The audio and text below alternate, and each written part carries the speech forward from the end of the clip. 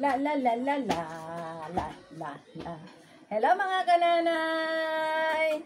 Nandito mga lola ko. Oh. Mga kalola, mga kananay. Ito po kami, oh. Oh, ganito ang aming ano ni Lola pag umaga. Ayan oh. Ayan ang aking minamahal na apo, bunsong apo oh. Musta kayo dyan? Have you seen my hair color changing hairbrush? I can't find it anywhere. Yeah, I can't.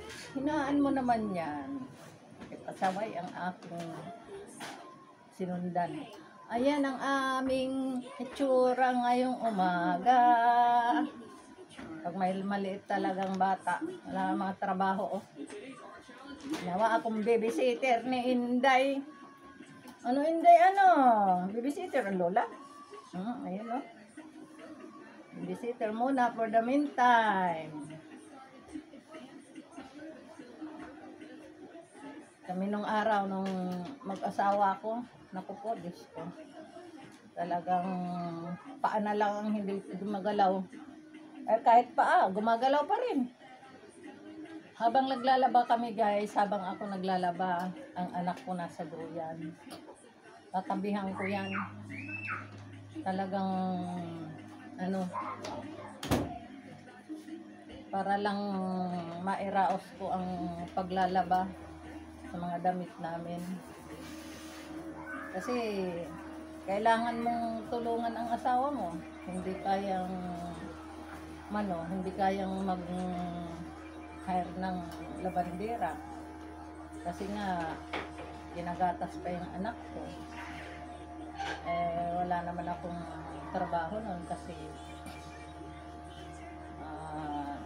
bagong panganak. Tapos at saka mahirap humanap ng magiging tagapag-alaga ng anak mo.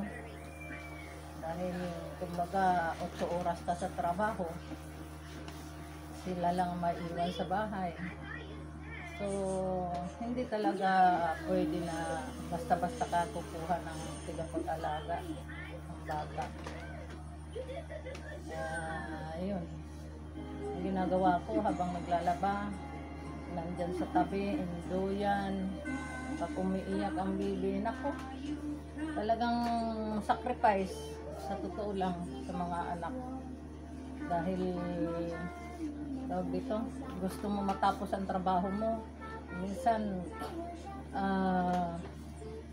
nalilipasan ka ng gutom. Ang tanghalian mo 2:00 sa umaga, magtitinapay ka lang at kape, matapos lang ang trabaho mo, hindi ka matambakan. Siyempre ang asawa mo may trabaho din naman, wala ka namang kasama sa bahay, sa totoo lang. Hindi pwede na tambayan ka rin at nakakahiya rin naman, wala kang pampasahod. So, salamat guys sa panonood.